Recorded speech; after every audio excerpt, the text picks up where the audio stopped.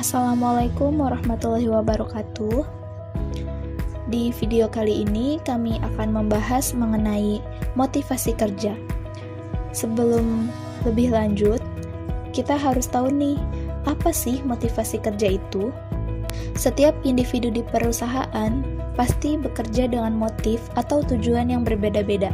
Nah, motivasi dalam bekerja dapat diartikan sebagai semangat dan kekuatan yang dimiliki seseorang dalam melakukan sebuah pekerjaan.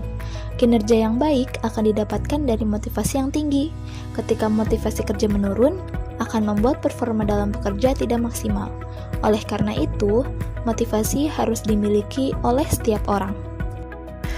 Beberapa faktor yang dapat mempengaruhi motivasi kerja menurut J. Raffianto adalah atasan, rekan, sarana fisik, kebijaksanaan dan peraturan, imbalan jasa uang dan non-uang, jenis pekerjaan, dan tantangan. Motivasi individu untuk bekerja juga dipengaruhi oleh sistem kebutuhannya. Dalam teori Maslow, terdapat 5 pokok kebutuhan manusia yang paling mendasar. Di antaranya kebutuhan psikologis, kebutuhan rasa aman, kebutuhan sosial, kebutuhan penghargaan, kebutuhan aktualisasi. Oke, yang pertama, kebutuhan fisiologis. Kebutuhan fisiologis merupakan hierarki kebutuhan manusia yang paling mendasar, yang merupakan kebutuhan untuk dapat hidup seperti makan, minum, perumahan, oksigen, tidur, dan sebagainya. Dan yang kedua, kebutuhan rasa aman. Kebutuhan akan rasa aman ini meliputi keamanan akan perlindungan dari bahaya kecelakaan kerja, jaminan akan kelangsungan pekerjaannya, dan jaminan akan hari tuanya pada saat mereka tidak lagi kerja. Dan yang ketiga, kebutuhan sosial. Jika kebutuhan psikologis dan rasa aman telah terpenuhi secara minimal, maka akan muncul kebutuhan sosial, yaitu kebutuhan untuk persahabatan, afiliasi, dana, interaksi yang lebih erat dengan orang lain. Dalam organisasi akan berkaitan dengan kebutuhan akan adanya kelompok kerja yang kompak, supervisi yang baik, rekreasi bersama, dan sebagainya. Yang keempat adalah kebutuhan penghargaan.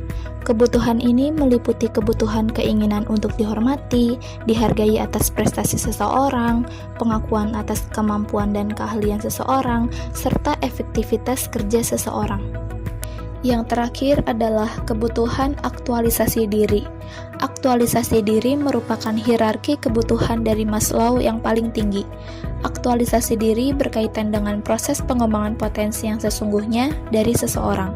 Seseorang yang didominasi oleh kebutuhan akan aktualisasi diri, senang akan tugas-tugas yang menantang kemampuan dan keahliannya. Ketika dari salah satu kebutuhan di atas tidak terpenuhi atau belum terlengkapi, maka seseorang belum bisa dikatakan memenuhi kebutuhan dasar manusia.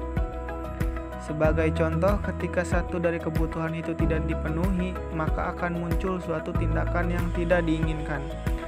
Misalnya kebutuhan akan fisiologisnya tidak dipenuhi, seseorang akan merasa sakit, kelaparan, dan lain-lain. Dan ketika kebutuhan akan fisiologis itu terpenuhi, maka seseorang itu akan merasa sehat, kenyang, bugar, dan lain-lain.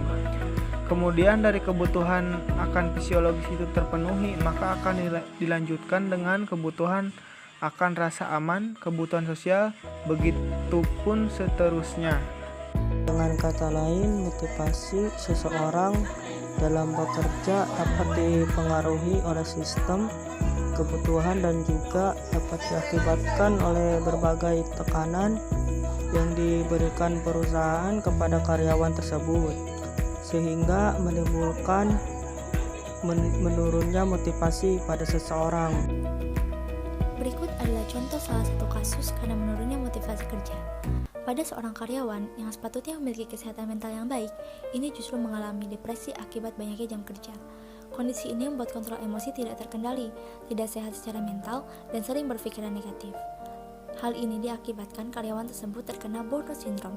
Burnout syndrome adalah salah satu kondisi stres yang berhubungan dengan pekerjaan. Kondisi ini ditandai dengan kelelahan secara fisik dan emosional akibat ekspektasi dan kenyataan karyawan di posisinya tidak berjalan sesuai yang dibayangkan. Stres berkepanjangan akibat masa pekerjaan juga terjadi ketika karyawan merasa kewalahan dengan perintah atasan yang terus-menerus datang. Namun, karyawan tersebut tidak dapat memenuhinya. Ketika kondisi ini terus terjadi dan dibiarkan, biasanya karyawan mulai kehilangan minat pada pekerjaan dan tidak lagi menemukan motivasi untuk terus melakukannya. Produktivitas kerja pun jadi menurun. Brownout memiliki 4 indikator yang terdiri atas kelelahan fisik, kelelahan emosional, kelelahan mental, serta rendahnya penghargaan diri. Brownout ini bisa juga diakibatkan karena kurangnya motivasi kerja, bahkan bisa juga seseorang tersebut sudah kehilangan motivasi kerja.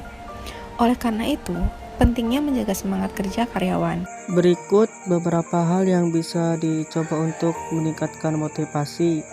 1. Menciptakan suasana kerja yang lebih santai dan mendukung. 2. Beri penghargaan atas kerja keras yang dilakukan. 3. Berikan tanggung jawab sesuai dengan kemampuannya. Yang keempat, menciptakan work and life balance. Yang kelima, berikan feedback yang membangun. Yang keenam, cintai pekerjaan.